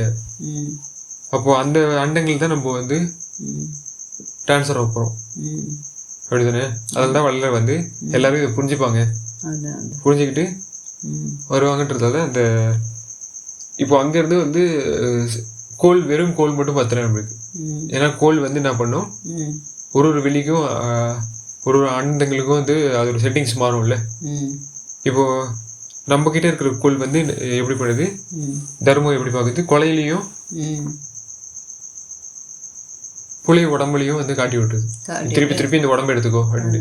அப்படி காமிச்சது வந்து என்ன பண்ணுச்சு, இதுதான் சகஜ நிலைன்ற மாதிரி, இதுதான் லிங்க்குன்ற மாதிரி பேச வச்சிருச்சு. இது ஒன்றுக்கு ஒன்று இந்த மாதிரி தான் லிங்க் வச்சுருக்காரு கடவுள், இதனால தப்பு இல்லை அப்படின்ற அளவுக்கு பேசிக்கிட்டு உட்காந்துட்ருக்கோம். ம் ஸோ அடுத்தது ம் இது போக வந்து ம் ஓங்கிய அண்டம் ம் ஒளிபெற ம் முச்சுடர் ம் ஆங்கிடை வகுத்த அருப்பெருஞ்சோதின்னு சொல்லுது. ம் ஓங்கிய அண்டம் ஒளிபெற முச்சுடர் ஆங்கிடை வகுத்த அருட்பெருஞ்சோதி. ம் அப்போ ஓங்கிய ஒடுங்கிய அதுக்கு வித்தியாசம் இருக்கா? வித்தியாசம் இருக்குப்பா. ஸோ அண்டங்கள் வந்து பல இருந்தால் கூட ம் ஒரு அண்டம் வந்து ஓங்கக்கூடிய தன்மைகளுக்கு வருது அப்படின்னா ம் என்னென்ன வேணும்? ம் ஒளி பெற ம் ம் சரிங்களா, ம் முச்சுடர் ஒரு இது வேணும். ம் என்னென்ன முச்சுடர் அப்படின்னு தெரியுதா உங்களுக்கு? ம் சூரிய சந்திர ம் ஜோதி உள்ஜோதி தானே? ஆமாப்பா. அப்போது அந்த உள்ஜோதி வந்து உங்களுக்கு ம் தன்மை அது நீங்கள் அது ஒரு இதை காட்டினாதான் உங்களால் ஓங்க முடியும். ம் ஏன்னா ம் ஓங்குற இடத்தரசே ம் அப்படின்னு கேள்விப்பட்டீங்களா? ஆமாம். அப்போ ஓங்குற இடம் இருக்குது, சும்மா வீங்குற இடம் மட்டும் ஒன்று அப்படின்னு இருக்கு. ம் முன்னாடி காட்டினது வந்து ம் வீங்கினாங்க, ம் கரெக்டுங்களா? ஆமாம். வீங்கினது ஓங்குனதுன்னு சொல்ல முடியுமா? முடியாது. அப்போ பதம் எப்போ ஏறி இருக்கும்? ம் பதம் கரெக்டான பதம் வெறும் வீங்கினா மட்டும் அந்த பதம் வந்துருச்சா? வராது. இல்லை ம் அந்த பதங்களுக்கு வந்து பல இது உண்டா? வீங்காமல் ஓங்குனா தான் வந்து அது முழு வளர்ச்சின்னு அர்த்தம். அப்போ தான் அந்த கன்சிஸ்டன்சி பற்றி நம்மளுக்கு வருது. ஜஸ்ட்டு வாய் மட்டும் ஒன்று சொல்லிட்டு ஆமாப்பா. இப்போது இவங்கள கேட்டா ம் யாரு கிறிஸ்டியன்ஸ் கேட்டால் தான் சொல்லியிருக்கேன்ல, ம் அவங்க டேனியல் ஃபாஸ்ட்லாம் அவங்களும் விரதம்லாம் இருப்பாங்க. ம் மண்ணுயிருக்கு இடையூறு வந்துடக்கூடாது, ம் அவங்க ஞானங்கள்லாம் எழுதியிருக்காங்க. ம் உங்களுக்கு வந்து ம் நீங்கள் மிருகங்களை வாசிங்களோ அது இதுவாக தான் எடுத்துப்பேன், பனிஷ்மெண்ட்டு தான், ம் அதுக்கு நல்லது கிடையாது தான் சொல்லியிருப்பாங்க. இருந்தாலும் அவங்க இதே மாய்க்கிடுச்சு. ம் புத்திஸ்ட் அப்படின்னு சொல்கிறாங்கல்ல, அவங்களும் வந்து என்ன பண்ணுவாங்க, புத்தர்கள் வந்து கொல்லக்கூடாது அதெல்லாம் சொல்லியிருக்காங்க அப்படின்னு சொல்லுவாங்க. ஆனால் இன்னொருத்தவங்க கொண்டாங்கன்னா அந்த கர்மம் வந்து அவ்வளோ வெயிட் கிடையாது அந்த கர்மத்துக்கு அப்படின்னு சொல்லுவாங்க. அப்படி அப்படியே அங்கேயே மாட்டிக்கிறாங்க. சொன்ன மாதிரி சொல்லி மறுபடியும் அங்கேயே போய் பூந்துக்கிட்டு கொலைக்கு நான் வேணா எரி ஊட்ட மாட்டேன், ஆனால் நான் குளிர் காஞ்சி பண்ணுற மாதிரி கதை இது. அதாவது கொலைக்கு வந்து நம்ம இதில் லாவில் வந்து அதிக தண்டனையா, இல்லை கொலைக்கு வந்து தூண்டுதல் பண்ணுறவங்களுக்கு அதிக தண்டனையா? யாருக்கு அதிக தண்டனை? என்னை பொறுத்த வரைக்கும் தோன்றவங்களுக்கு தான் அதிக தண்டனை. உங்களை பொறுத்தவரைக்கும் லாலையும் அப்படி தானே? லா சட்டத்துலேயும் அதே மாதிரி தான். சட்டத்துலேயும் லா. ஆமாம். ஸோ வள்ளலார் ஓங்கிறது எப்படி சொல்லியிருக்காரு, இதெல்லாம் நீங்கணும், இந்த வீங்கிறதெல்லாம் ஆமாப்பா நீங்கி நம்ம வந்து ஒழுங்கான ஒரு சித்தத்தில் நம்ம வந்து முன்னேற போகிறோம். ஆங்கிடை அப்படின்னா அது கன்சிஸ்டன்சி அப்படின்னு சொல்கிறப்பதில் நம்மளுக்கு வந்து எவ்வளோ அதிக லெவலில் நம்ம வந்துருப்போம். First connectivity consistency. நம்ம நிறைய ஆராய்ச்சி பண்ணி தான் நம்ம என்ன பண்ணுவோம், கனெக்டிவிட்டியில் நம்ம நிறைய கண்டுபிடிச்சி கரண்ட்டை வந்து எப்படி கனெக்ட் பண்ணுறது, அதை வச்சு நம்ம எப்படி கனெக்ட் பண்ணுறது அப்படின்னு வச்சு தான் நம்ம வந்து நிறைய இதில் இது பண்ணி கன்சிஸ்டன்சி எடுத்துகிட்டு வரோம் கொஞ்சம் கொஞ்சமாக சமுதாயத்தில். எங்கெங்கெல்லாம் வந்து மாற்றத்தை ஏற்படுத்தி கன்சிஸ்டண்ட்டாக திருப்பியும் மாற்றம் ஒன்றே மாறாது அப்படின்னு சொன்னால் கூட மாறாத ஒரு தன்மையும் இருக்குது. ம் சரிங்களா? ஆமாம். அது யார்கிட்ட இருந்து கண்டுபிடிக்க முடியும்? ம் ஓங்கி ஆண்டதுக்கிட்ட இருந்து நம்ம எடுத்துக்க முடியும். ஆமாம். அடுத்தது ம் சிருட்டியா? சிருட்டி. சிருட்டி தலைவரை சிருட்டி அண்டங்களை அருள் திரள் வகுத்த அருட்பெருஞ்சோதி. இப்போ சிருட்டின்னும் போது ம் கிரியேட்டிவிட்டி இல்லை, ம் கிரியேஷன் பண்ணுறதுக்கு தலைவர்கள் இருக்காங்களா? ம் பிரம்மா வந்து சலிக்கலை அப்படின்லாம் சொல்லுவார். ம் பிரம்மா ம் சளிப்படையில் ம் ம் நம்மளுக்கு அடுத்தடுத்த பிரிவு கொடுத்துக்கிட்டே இருக்காரு, நம்ம பாடியில் வந்து இணைச்சிக்கிட்டே இருக்காரு அப்படின்னு சொல்லுவாங்க. ஆமாம். ஸோ அந்த மாதிரி தலைவர்களும் இருக்காங்க. ம் இதே நம்ம வள்ளலார் ம் ஆண்டவரை பற்றி சொல்லும் போது என்ன சொல்லுவார்? ம் அவருக்கும் சலிப்பு இல்லை அப்படின்னு. ம் சரிங்களா? ம் அவருக்கு என்ன சலிப்பு இல்லை? ம் எவ்வளவு வந்தாலும் கொடுத்து கொண்டே, அதான் இடம் கொடுத்து கொண்டே, வள்ளல் ஞானத்தனம். ஆமாம். அந்த மாதிரி ம் ம் இன்னும் மேலும் மேலும் கொடுக்கக்கூடிய தன்மை இருக்கு. ஆமாம். சரிங்களா? ம் ம் ஸோ இவரும் வந்து பிரம்மா தான். ம் வள்ளலார் எப்படி சொல்லுவார்? சிவபிரம்ம முடி அப்படின்வாரு. ம் சரிங்களா? ம் அருத்திரல் ம் வகுத்த ம் அப்படின்னு தெரியுது உங்களுக்கு என்னன்னு? தெரியுது தெரியுது. அப்போ அருத்திரல் வந்து 5 தொழில் உங்களுக்கு நிறைய இது வந்துருச்சு, கருணை வந்துச்சுன்னா திருப்பி நீங்கள் தொழில் பண்ணுற அளவுக்கு உங்களை விட்டுரும். சரி நீ பண்ணு இனிமேட்டு. ம் ம் ஆண்டவர் ரிட்டையர்மெண்ட் ஆகுறது இல்லை, ம் அது என்ன பண்ணுறாரு? ஆண்டவருக்கு ரிட்டையர்மெண்ட்டே கிடையாது இல்லை. ஆமாம். அதனால இது என்ன சொல்லலாம்? ம் ம்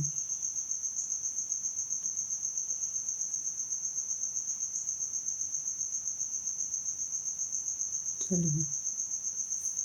நம்மளுக்கு அவர் வந்து கலந்துக்கிறார். ம்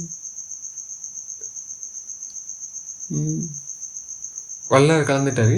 ஆமாம். அதனால என்ன பண்ணாரு? வள்ளலார் எல்லாரும் உடம்புல கலந்துட்டாரு இல்லையா? ஆமாப்பா. அப்போ நம்ம அடுத்தது ஆண்டவர் கூட கலந்துக்கிட்டோம்னா ம் ம் நம்மளும் எல்லா உடம்புலையும் கலந்துப்போம்ல. ஆமாம்.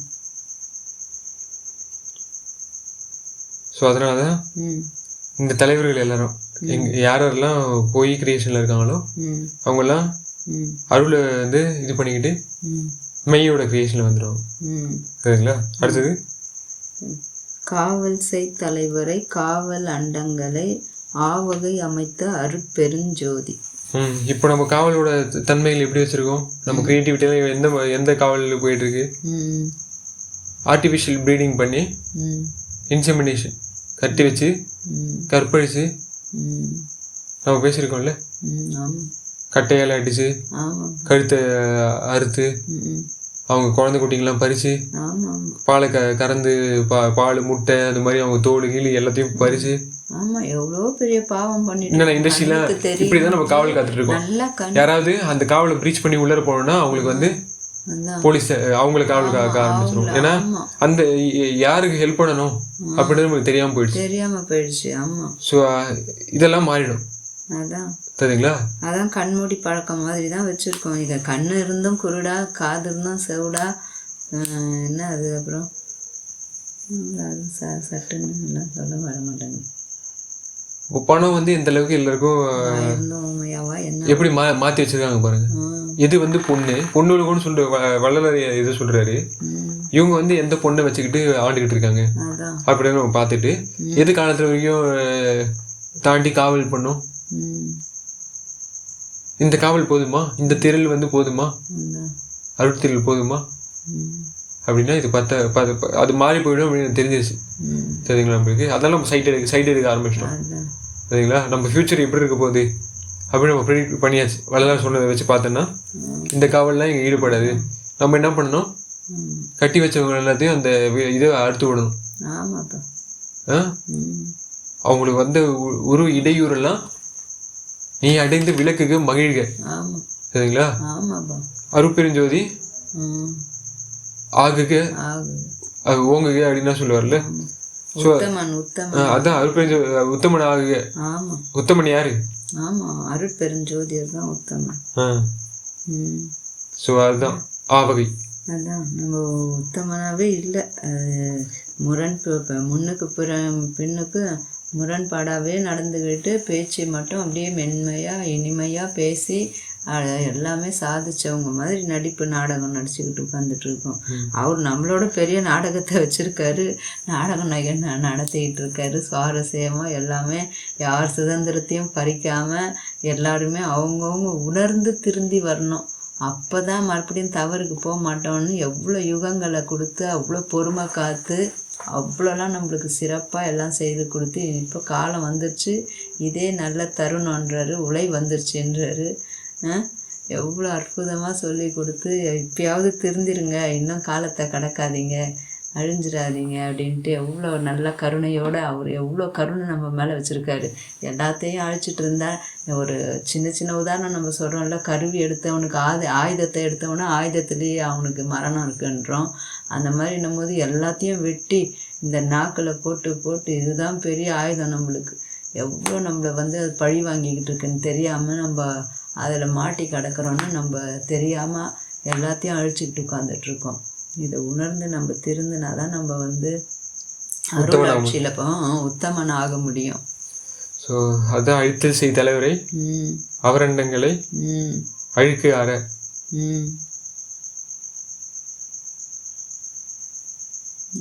கேள்விப்பட்டீங்களா? சொல்லுப்பா. அழித்தல் தானே, அங்கிருந்து படிக்கணும். அழித்தல் செய் தலைவரை அவர் அண்டங்களை அழுக்கற அமைத்த அருட்பெருஞ்சோதி. அப்போ அழுக்க பற்றி இன்னும் சித்தர்கள் யாரும் சொல்லியிருக்காங்களா அப்படின்னு பார்த்தீங்கன்னா, அழுக்கற தினம் குளித்து அழுக்கடாத மாந்தரே அப்படின்னு சொல்லிட்டு ஒரு சித்தர் மாந்தர்களை பற்றி சொல்லியிருப்பாரு. மாந்தர்னா மனிதர்கள் தானே. அப்போ அழுக்கு அறாத, அப்போ அவரும் ஒரு சுத்தத்தை பற்றி பேசுறாருன்றது நம்ம நல்லா தெரியுது சரிங்களா? அப்போ சுத்தம் நம்ம என்ன பண்ணோம், அழிவுலேருந்து காப்பாற்றுவோம் அப்படின்னு நம்ம நல்லது தெரியுது. எது சுத்தமாக இருக்கும்? தூய நீர் ஆடுக அப்படின்னு சொல்லிட்டு வள்ளலார் என்ன ஆண்டவர் எழுப்பி தூய நீர் ஆடுக அப்படின்னு சொல்லியிருக்காரு. நம்ம தீபாவளிக்கு இந்த மாதிரி பண்ணுவோம்ல, தூய மாவுன்னு சொல்லிட்டு நம்ம தேய்ப்போம்ல. ஆனா வள்ளலார் எப்படி எழுப்பியிருக்காரு? சாலை வழியே வா அப்படின்னு தான் எழுப்பியிருக்காரு சரிங்களா? அதுதான் தூய நீர் ஆடுறது சரிங்களா? இந்த மாயோட இதுல நம்ம ஆடிட்டு இருந்தோம்னா காலி ஆயிடுவோம் சரிங்களா? அப்போ காலி ஆகாம நம்ம ஜாலியாகணும். அப்படிதான் இவ்வளோ காலமாக அப்படி ஆயிருக்கும். அதான் ஐயா அங்கே சத்யஞான சபையில் நான் அதெல்லாம் போனால் படிக்காமல் இருக்க மாட்டேன், எனக்கு ரொம்ப பிடிக்கும்.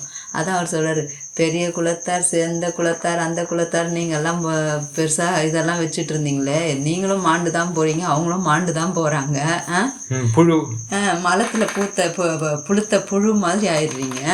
அதுக்கப்புறம் என்ன, எது உயர்ந்த குலம் எது தாழ்ந்த குலம், என்ன பண்ணிட்டோம், நம்ம சாதிச்சிட்டோம், எதுவுமே செய்யலை.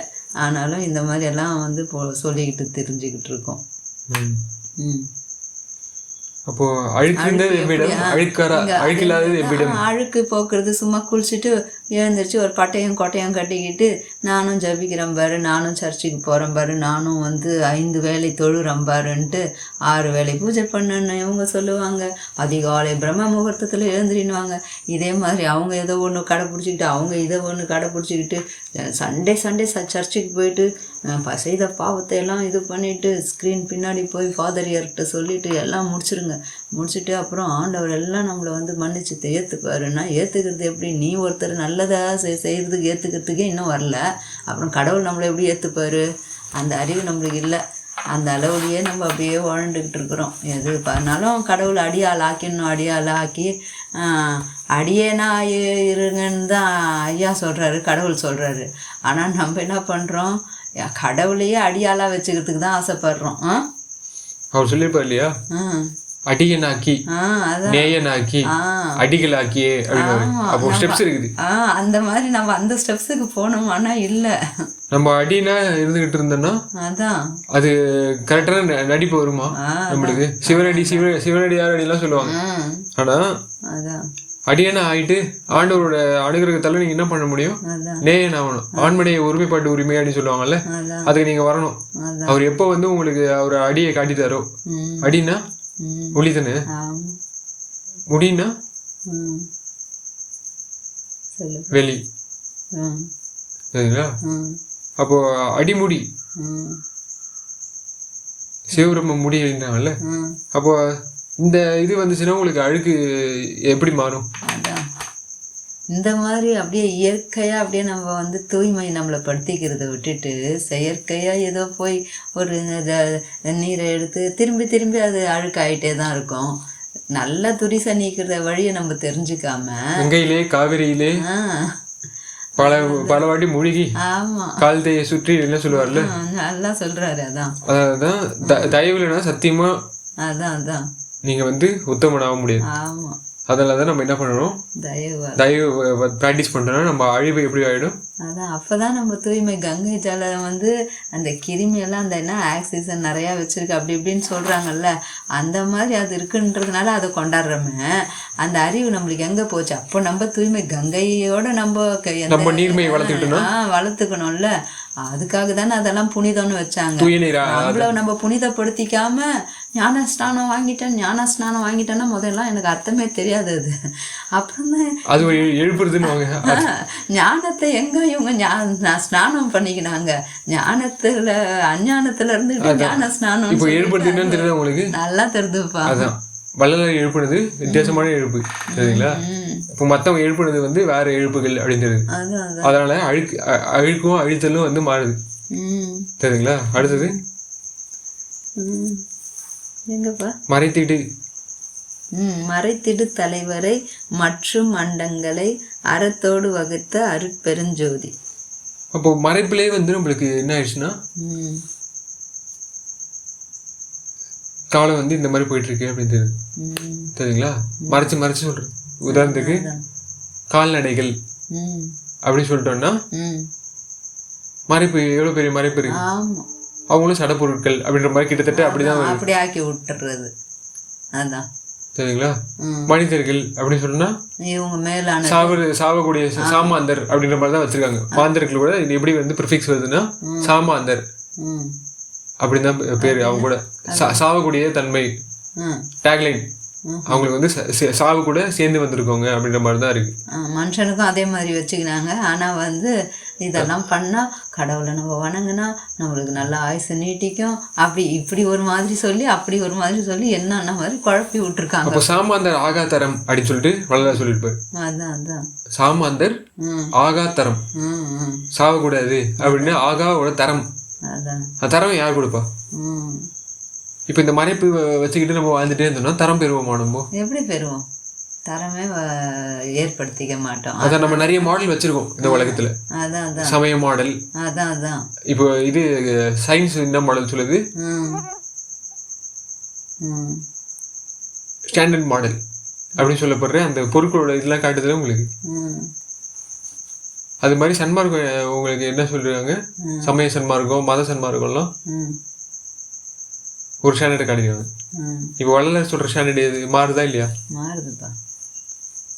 ஸோ இந்த இவரோட மறைப்பு மாத்திருக்காரு. மறைத்திடு தலைவரை, சரிங்களா? மறைச்சு சொன்னா கூட அதான் மற்றும் அண்டங்களை மற்றும் அடினும் போது என்ன பண்ணும்? நீங்க பண்ற தவம் வந்து எந்த அளவுக்கு போயிடும் அப்படின்னு சொன்னீங்கன்னா வையகத்தும் வானகத்தும் மற்றகத்தும் அப்படி சொல்லுவார். அப்போ மற்றகன்றது இன்னொரு டைமென்ஷன், சரிங்களா? அப்போ முன்னாடி சொல்லப்படுற அந்த மட்டகத்துல இருந்து வந்த டைமென்ஷனால தான் நம்மளால என்ன பண்ண முடியல, அந்த லெவலுக்கு மேல நம்மளால யோசிக்கவே முடியாம போயிடுச்சு, சரிங்களா? அந்த மற்றகத்தை வந்து நம்ம கடக்கக்கூடிய அறிவு நம்மளுக்கு எப்போ கிடைக்கும்? வள்ளலார் சொல்லுவார், என் அறிவு இப்போ அண்டங்கள்லாம் கடந்துருச்சு. அப்போ நீ செய்யறதாவும் வையகம் மற்றகத்தை கடந்தது அப்படின்னு சொன்னதான் அது பெருந்தவம், சரிங்களா? அருந்தவம். ஸோ அவங்க பண்ண அந்த கொகை அப்படின்னு வளர சொல்லுவார்ல, மொழி அப்படின்லாம் சொல்லுவாரு. ஸோ அந்த லெவல்ஸ்ல போயிட்டு உங்க ஆய்வு பண்ணி நீங்க கடவுளோட மறைப்பெல்லாம் கண்டுட்டீங்கன்னா இல்லை மறைப்பொருளை அறிஞ்சிட்டிங்களா? ஆமாம், கண்டுக்க முடியல. 1-2 இது ஆண்டவன் கருணையால் காமிச்சு அவங்க பதப்பக்குவத்துக்கு தகுந்த மாதிரி அந்த காலத்தில் கூட கடவுள் இருந்து, இந்த காலத்துலேயும் கடவுள் இருந்து, எந்த காலத்துலேயும் இருக்கிறவர், எந்த காலத்துலேயும் இருந்துட்டு இருக்கிறவர் தானே. அந்த காலத்தில் நம்ம விலங்கிய மாதிரி இப்பயே விலங்கு மாதிரி தான் இருக்கும், மனுஷத்தனத்துலையா இருக்கும், நம்ம மிருகத்தனத்தில் தான் இருக்கோம். இவ்வளோ யுகம் கடந்தே இன்னும் மிருகத்தனத்திலே இருக்கும் போது, அப்போ அந்த அளவுக்கு அறிவு அவர் விலங்கை வச்சு இது பண்ணும் போதே அதுக்கே நம்ம மாற்றி பண்ணிக்கிட்டு தான் இருக்கோம். ஒன்று கிடக்க ஒன்று அடி சொல்லுவார், ஒன்று கிடக்க ஒன்று ஒளறிட்டு, ஒன்று கிடக்க ஒன்று செய்துட்டு தான் கிடக்குறோம் மொழி. அந்த மறைப்பு வந்து ஃபுல்லாக நீங்காம திரைமறைப்பெல்லாம் தீர்த்தாங்க அங்கே. ஏன்னா கருணையே வராமல் நம்ம காட்டு மிராண்டி தனத்திலே தான் இருந்துட்டு இருக்கோம். கருணையை மேம்படுத்திக்கிட்டா தான் கடவுள் அடைய முடியும். கடவுள் வந்து மேன்மையானவர், அவர் சுத்தமானவர்ன்றதுனால தான் அவர் வந்து எல்லாமே அந்தந்த பதப்பக்குவத்தில் எல்லாமே வந்து கொடுத்துட்டு வர்றாரு. நம்ம பதப்பக்குவமே படாமல் ஒன்று கடக்க ஒன்று பேசிட்டு தான் உட்காந்துட்டு இருக்கோம் ஒழிய அறிவே விளங்கிக்கிறது இல்லை. அதான் சத்து விசாரமோ, அதான் பர உபகாரமும் ரொம்ப அவசியம்பா. ஜீவகாருண்யனாலே அது தொகுதி எப்படி வருது? சத்து விசாரம், பர உபகாரம் அப்படின்னு. சத்து விசாரத்துல நம்ம இதெல்லாம் வீகனிசம் பண்ணதால என்ன பண்ணணும், ஜஸ்டிஸ் தெரிய ஆரம்பிக்கணும். உங்களுக்கு மறைப்பெல்லாம் வந்து என்ன பண்ணும், இதெல்லாம் மறைச்சிருக்காங்கடா அங்க போயிடாது அப்படின்னு அந்த ஆபத்து இருக்கிற இடத்துல வந்து உங்களுக்கு காட்டுவேன் தீபமா இருந்து. அப்படித்தானே ஆண்டவர் அப்படிதான் சொல்லுவார் இல்ல? அதனால தான் எனக்கு சொன்னாரு, நான் உங்களுக்கு சொல்ல ஆமாப்பா. என்ன பண்ணி ஆரம்பத்துல நீங்க உங்களால ஏத்துக்க முடியல. ஆமா, என்னாலயும் ஏத்துக்க முடியல. என்னப்பா எல்லாம் இதெல்லாம் ஒரு மறைப்பா அழிங்க வைப்பீங்க. ஆனா கடைசியில அந்த மறைப்பு தெரிஞ்ச உடனேதான் இல்ல இதுக்கு என்னோட ஈடுபாடு இருக்காதுன்னு அப்படின்னா அறத்தோடு நீதியும் நீர்மையும் அப்படின்னு சொல்லிட்டு வளையல சொல்லி அந்த தத்துவத்துல நம்ம கொஞ்சம் கொஞ்சமா வந்து அப்கிரேட் ஆகிட்டே இருப்போம். சரிங்களா? ஏன்னா ஆண்டவரோட இது கலந்துகிட்டே இருக்கும். சரிங்களா? அடுத்தது தெளிவு செய் தலைவரை திகழும் அண்டங்களை அழிபெற வகுத்த அருட்பெருஞ்சோதி. அப்போ தெளிவு எப்படி நமக்கு கிடைக்குதுன்னு நல்லாவே தெரிஞ்சிச்சு. ஒரு குகையிலையோ இல்லை அந்த மாதிரி போயிட்டு நம்ம வந்து ப்ராக்டிஸ் பண்ணி நம்ம பெர்ஃபார்மன்ஸ் காட்டுறது வந்து நல்ல தெளிவு அடைஞ்சிருக்கோமா, தெளிவு அப்படின்னு நம்ம சொல்ற முடியுமா அப்படின்னு பார்த்தீங்கன்னா அது கிடையாது. அது அருளா அப்படின்னா அந்த அருள் வந்து மருள் இது வருது தன்மை. அருள்லேயே வந்து பல லெவல்ஸ் இருக்குது. அதுல ஒரு அருள், ஆனா அது வந்து மெய்யான ஒரு இது கிடையாது. முழுக்க மெய் இல்ல, அதுல பொய்யான ஒரு மெய். சரிங்களா? ஒரு மெய் சொல்லி பல பொய்யை வந்து நம்மள போட்டு திணிக்குது. அந்த பொய்யிலேயே தான் கடக்குறோம். அந்த ஒரு மெய் சொல்லிட்டு பொய்யான கடங்களை தூக்கி நம்மளை போட்ட மாதிரி ஆயிடுச்சு அதெல்லாம். அதனாலதான் வந்து அது சில பேரால விட முடியல. அதுவும் மெய் தானே. நானே அப்படித்தானேப்பா கேள்வி கேட்பேன் ஒன்னு. ஏன்பா அந்த தெளிவு ஜோதி அங்கேயும் ஜோதி அங்கேயும் சத்தியத்தை ஒரே வார்த்தை தானப்பா. அவங்களும் இந்த பேரை யூஸ் பண்ணிருக்காங்க, இவரும் இந்த பேரை யூஸ் பண்ணிருக்காரு. அங்க கடவுள் அவரும் சிவன் இருக்காரு, இவரும் சிவன். இவரும் நடம், அவரும் நடம். நடராஜனையும் அங்க வச்சிருக்காங்கப்பா. அப்புறம் உங்களுக்கு இன்னொன்னு வேணும் அப்படின்ற மாதிரி கேட்பாங்க. அது மட்டும் இல்லாம எனக்கு அந்த அளவு கூட இது புரிஞ்சுக்குச்சு. எனக்கு மெயினா வந்து என்ன சொல்லுவேன் நானு, ஏன்பா எல்லாம் வந்து கடவுள்னா எப்போவுமே இருக்கிறவர், எப்பவும் இது பண்ணி அப்புறம் அந்தந்த ஒரு நேரத்துக்கு ஒரு கடவுள் வருவாரப்பா. இப்படியெல்லாம் நான் கொஸ்டின் கேட்டவ தான் நான். இந்த மாதிரி எல்லாம் நான் அது நிறைய பேர் என்ன கேட்டிருக்காங்க. இப்போ இவர் வந்து அதை கடந்துட்டாரு, அப்போ அடுத்தவங்க வரும்போது அதையும் கடக்கணும் தானே முன்னாடி இருந்ததை விட அப்படின்ற மாதிரிலாம் சொல்லுவாங்க. அப்போ அதுவும் போய் தானேப்பா அப்படி சொல்ல முடியாது. மாறாது ஒன்று இருக்குது. கடவுள் ஒருவரே அப்படி வள்ளலார் வந்து எந்த அளவுக்கு பெர்ஃபெக்டான ஒரு ஆராய்ச்சியாளர் கிடைச்சிருக்குன்னா அந்த நாள் ஒருவரே. மற்றவங்க வந்து வித்தியாசமா சொல்லியிருந்தாலும் அதான்ப்பா, அதை தான் நானும் சொல்ல வரேன். நான் என்ன சொல்றேன், அந்த நாள்லயும் கடவுள் இருந்தாரு, இந்த நாள்லயும் இருக்காரு, எந்த நாள்லயும் இருப்பாரு, எப்பொழுதுமே இருந்துட்டு தான் இருக்காரு. ஆனா வந்து நம்ம விளங்கிக்கிட்டோமான்றதுதான் உண்மை. இங்க அவர் முக்கிய தடைகள் என்ன சொல்றாரு அதான் அப்படின்றது நமக்கு தெரியணும். சாதி மதம் அப்படி சொல்றதுல முக்கிய தடைகள் அப்படின்னு சொல்றாரு. அதான் எது தடை, எதை நீக்கணும். கடவுளை வந்து சுத்தி வளைச்சுக்கிட்டு சும்மா போய் சேராம காணல் நீராக. இப்போ இவங்க நம்ம பாடம் ஊத்துறாங்களா வாதிடுங்க, அவங்க முக்கிய கொஸ்டின்ஸ் எல்லாம் நம்மளுக்கு சொல்லுவாங்க. நோட்ஸ் எடுத்துக்கோங்க அப்படின்னு சொல்லிட்டு அந்த இதெல்லாம் நம்ம ஹைலைட் எல்லாம் பண்ணுவோம். சரிங்களா? அது மாதிரி முக்கிய தடைகள் அப்படின்னு சொல்லிட்டு வளர சொல்றதுன்னா அது ரொம்ப நம்ம ஹைலைட் பண்ணணும் அந்த பாயிண்ட்ஸ். கடவுளை காணணும்ல, அனுபவிக்கணும்ல. நீ அனுபவிக்காம சும்மா ஓரலாம் ஏதோ உளறிக்கிட்டு உட்காந்துட்டு இருந்தீங்கன்னா கடவுளை அடைஞ்சிருவியா? கடவுளை வந்து அப்போ வள்ளலார் சொல்றாரு, எல்லாத்தையும் சொல்லல, அவருக்கு தடையா இருந்தது என்னன்னு கண்டுபிடிச்சிருக்கு. நான் அதெல்லாம் சொல்லக்கூடாது அப்படின்னு சொல்லிட்டு அவர் அந்த தடையெல்லாம் நீக்கிருக்கு. சரிங்களா? அதுதான் வந்து அவர் தெளிவுக்கு உதாரணம். எவ்வளவு தெளிவு அடைஞ்சிருக்காருன்னா அவர் கடைசி அந்த இதெல்லாம் கொடுப்பார்ல, அவரோட மனித உடம்புல அந்த தருணம் வந்து என்ன பண்ணாரு, எனக்கு அதுல இருக்க பற்றி என்னை தூக்கி விடல ஆமாம், அப்படின்னு சொல்லிட்டு அந்த இது சொல்லுவாரு. தடைன்றது அதை தூக்கி கரெக்டாக ஹைலைட் பண்ணி அதுதான். என் வாதியார் எனக்கு இப்படி தான் கற்றுக்கத்தாரு. அப்போ விஜயத்தை நீங்களும் இப்போ நல்லா புரிஞ்சுக்கிட்டு நீங்களும் முன்னேறணும். இல்லை, அது நல்லா புரியுது. நல்லா நம்ம கடவுள் தான் வேணும்னு நம்ம நினைக்கிறவங்களுக்கு கரெக்டாக புரியுது.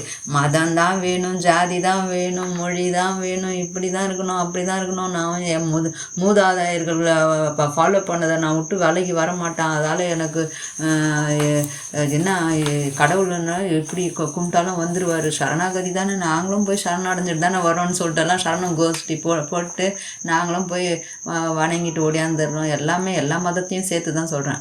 அவங்கவுங்க ஒரு கணக்கு வச்சுருக்காங்க, அதன்படி போய் வணங்கிட்டு வந்துட்டு மறுபடியும் எல்லா தவறையும் செய்துட்டு இருந்தால் அப்படியே கடவுள் வந்து அவர் இறக்கமானவர் தானே, எல்லாம் நம்மளுக்கு கூடையை பிச்சுட்டு கொடுத்துருவாருன்ற மாதிரி குருட்டு கணக்கு போட்டுட்டு உட்காந்துட்ருக்கோம். இதுதானா பக்தி? இந்த மாதிரி இந்த குருட்டு கணக்கு தான் வேணான்றாரு. உண்மையான கணக்கால் உண்மையை வந்து இது பண்ணிக்கணும். நம்ம குருட்டு கணக்கு போட்டுட்டு உட்காந்துட்டு கடவுள் எந்த காலத்துலேயும் இருக்கிறவர் தானே. அதனால் இப்போ கூட பாரு நிறையா பேர் இப்படி தான் என்ன என்ன அந்த இதில் அகவலில் வருது, ஒன்றென இரண்டென ஒன்று இரண்டென விளங்கி அன்றென விளங்கி அருட்பெருஞ்சோதின்னு சொல்லி எல்லாரையும் மறுபடியும் மாற்றிக்கிட்டு உட்காந்துட்டு இருக்காங்க. கடவுள் அன்று அவர் அன்றுன்னு சொல்லியிருக்காருல்ல, அதனால் கடவுள் அன்று இருக்காரு தானே. அவர் அந்த மாதிரி அன்னைக்கு நானே சொன்னேன், ஏன்பா அந்த மாதிரி இருந்தால் அதே மாதிரி வணங்கிட்டு போகலாமே, இப்போ என்ன பண்ணுற மாதிரி பேசுகிறோமே. அறிவு விளங்கிக்கிட்டோமான்றது தான் விஷயம். அன்று நீ வந்து குழந்தையா இருக்கும் போது பொம்மை தேவைப்பட்டுச்சுன்னா பொம்மை கொடுக்கணும். இன்றைக்கி நீ பொம்மை கொடுத்து நீ குடும்பம் நடத்துட்டானா பொம்மையை வச்சுட்டு குழந்தை பெற்றுப்பியா, குடும்பம் நடத்திடுவியா? முடியாதுல்ல. அங்கே உண்மையான ஒரு ஜீவன் வேணும் குடும்பம் நடத்துறதுக்கு. அதே மாதிரி தான் இங்கே உண்மையாக நீ இருக்கிறியா, சத்தியத்தை தெரிஞ்சுக்கிட்டியா, சத்தியவான ஆகணும்னு ஆசைப்பட்டினா சத்தியத்தை தான் இப்போ ஃபாலோ பண்ணோம். நான் திருநீரை இன்றைக்கும் பூசிக்கிட்டேன், அன்று இருந்தார் இல்லை, நான் இன்றைக்கும் திருநீரை பூசிப்பேன், இன்றைக்கும் கொட்டையை கட்டிப்பேன், அப்பயும் எனக்கு பக்தி வந்துருச்சு. அன்றைக்கி இருந்த கடவுளையே நான் வணங்கிக்கிறேன். ஆனால் வள்ளலார்ன்ற பேரில் சொல்லிக்கிட்டு சன்மார்க்க சத்திய என்ன அது சன்மார்க்கத்தில் இருக்கிறேன்னு சொல்லிக்கிட்டு நான் இன்றைக்கும் இதே ஃபாலோ பண்ணிக்கிறேன்ற மாதிரி இதுலேயும் ஒரு கால் அதுலேயும் ஒரு கால் வச்சுக்கிட்டு இருந்துகிட்ருக்காங்க. அப்போ சத்தியம் மாறுது தெரியுதுங்களா உங்களுக்கு? சத்தியம் அதெல்லாம் வள்ளலார் வந்து என்ன பண்ணாரு, அதான் அவரு மெய்யில வந்து வந்துட்டால சத்தியம் சத்தியம் எல்லாத்தையும் பேர் வைப்பாரு. அதுதான் சத்தியநாராயண சபை, அது உண்மை. சத்தியத்தை நம்ம தெரிஞ்சுக்கினாதான் அதை நம்ம அந்த சாரை நம்ம உறிஞ்சிக்க முடியும். சத்தியத்தை தெரிஞ்சுக்காம போய் கலந்து வச்சுக்கிட்டு ஒரு குழந்தைக்கு போக்கு காமிக்கிற மாதிரி நம்ம காமிச்சதெல்லாம் இன்றைக்கும் நம்ம இதை தான் ஃபாலோ பண்ணுவான்னா நீ குழந்தையாகவே இருந்துட்டு தான் இருப்ப. அறிவு வளரவே வளராது, விளங்கவே விளங்காது. குழந்தைக்கு பயமும் தெரியாது, அறிவு இருந்தும் இல்லாமல் மாதிரி அது ஏதோ மனம் போகிற போக்கிலலாம் பண்ணிட்டு தான் இருக்கும். அந்த மாதிரி நம்ம பண்ணிக்கிட்டே இருந்தால் என்னைக்கு நம்ம உய்ய முடியும்? என்ன சொல்றாரு, பிச்சி பிள்ளை விளையாட்டுல பேய் குரங்கு, அது நமக்கு சாமாந்தருக்கு வந்து உதாரணம் என்னது, பேய் குரங்கு பிச்சி பிள்ளை அப்படின்னு சொல்லிட்டு நமக்கு கொடுக்குறாரு. அந்த விளையாட்டு வந்து நம்ம விளையாடுறதால எதுவுமே விளங்கிக்காம அப்போ ஞானம் விளையும் விளையாட்டு வந்து நம்ம விளையாட ஆரம்பிச்சோம்னா எனக்கு ரொம்ப பிடிக்குதுப்பா. ஞானம் விளையும் விளையாட்டு தான்ப்பா அவர் விளையாடுறது. ஞானம் விளையும் விளையாட்டு நம்ம விளையாண்டுட்டு இருக்கிறது பேய் குரங்கு விளையாட்டு, பிச்சி பிள்ளை விளையாட்டு. சரிங்களா? ஸோ இதெல்லாம் மாத்திக்கிட்டு நம்ம இந்த அடுத்து சத்தியத்தை பத்தி தான் வருது. சத்தியம் ஆரம்பிக்குது, விந்துவான் சக்தி. அதை எந்த விந்து அப்படின்னு நம்ம வந்து போய் பார்ப்போம், அடுத்த லெவல்ஸ்ல பார்ப்போம். திருச்சிற்றம்பலம். எல்லா உயிர்களும் இன்புற்று வாழ்க, உயிர்களும் இன்புற்று வாழ்க, வள்ளல் மலரடி வாழ்க. வாழ்க வாழ்க.